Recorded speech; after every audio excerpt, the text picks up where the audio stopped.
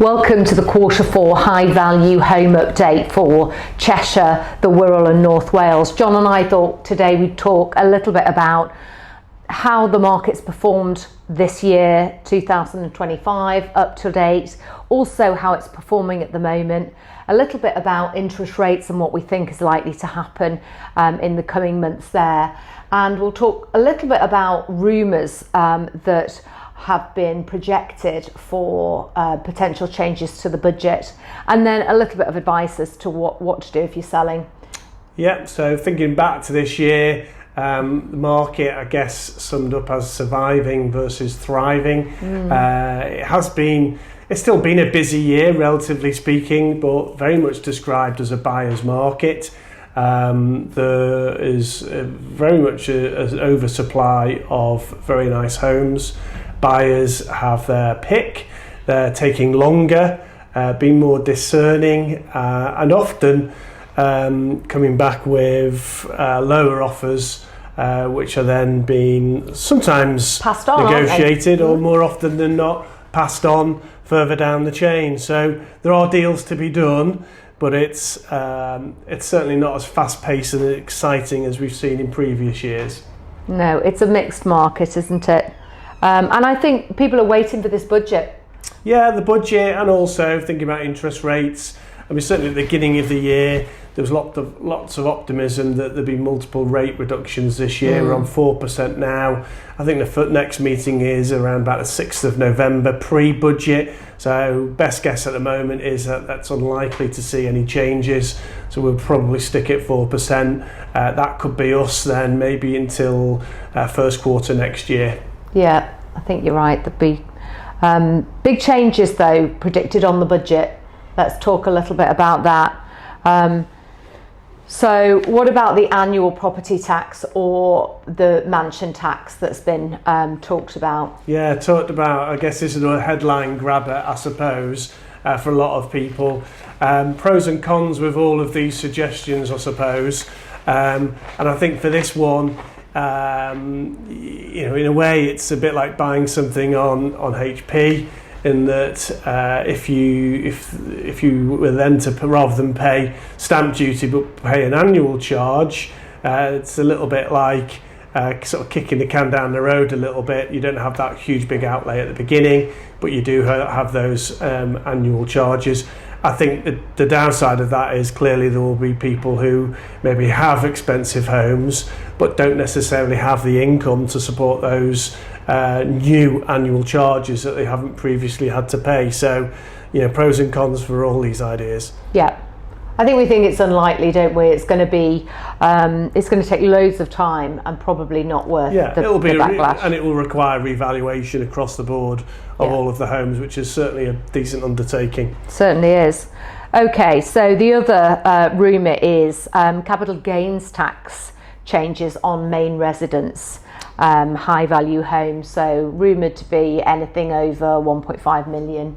For example. Yeah, certainly. Again, I think this one is going to be a challenge as well. So, this is the idea that if you might have somebody in a very expensive home who's been in there decades, have built up a significant amount of equity, and the thought of having to pay a capital gains tax bill upon sale to downsize, if that is the right thing, and it often is for people who want to downsize, they need to downsize, they might not have the means to pay the capital gains bill, and ultimately people might decide not to move, which obviously that would then jam up part of the market, which again could have impact across the board. Yeah, so we think this is highly unlikely. It was leaked at think tank stage, but nothing's been mentioned since, so unlikely to happen.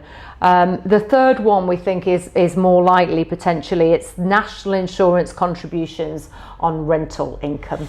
Yeah, a topic close to our heart as investors ourselves, and I think this is probably easier pickings from the government's perspective. Landlords, second home, holiday home owners have been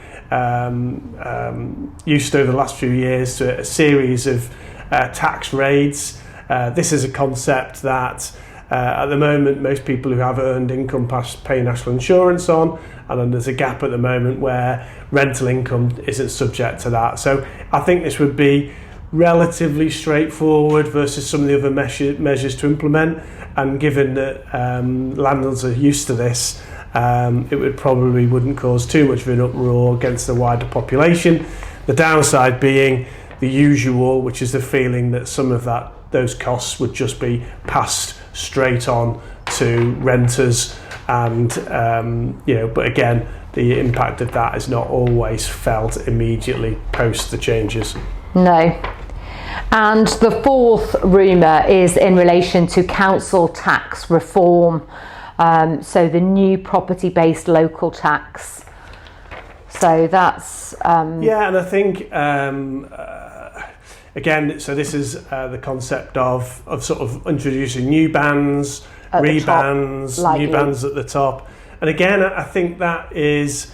I don't think there'd be a huge amount of pushback. I think people might see that it's fair that people with more assets and income do pay more. So I think that would be, might even be well supported as one of the options.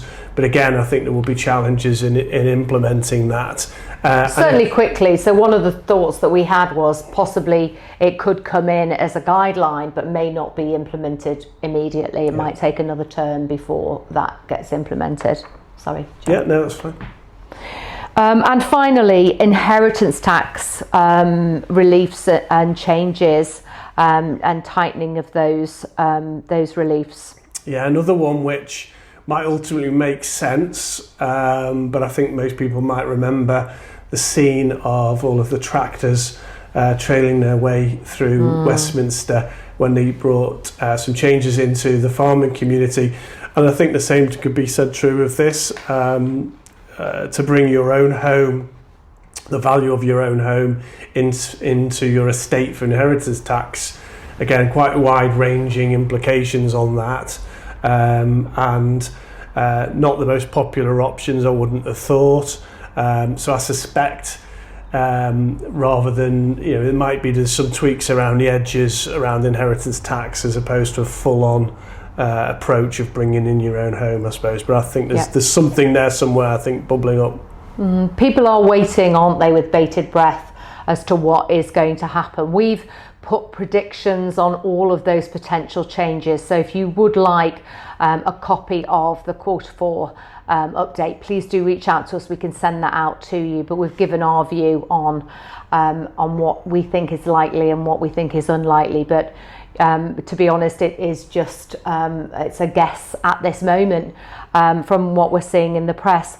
I think generally we're just waiting to get this budget over with, because it is causing many people to sit on their hands and just wait for what might be coming down the line. So what to do if selling? It's still possible to sell. So as we said earlier on, there are transactions taking place. There are still buyers out there. The buyers who are out there tend to be incredibly serious because they aren't sitting on their hands. They need to move for a particular reason. So, I think it's just previously, you could maybe, from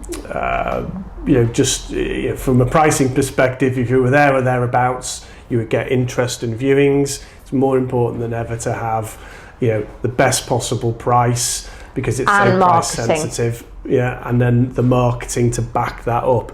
But I think we're leading on price now, has to be right. If the price isn't right, even with amazing marketing, you may still struggle for viewings. Yeah.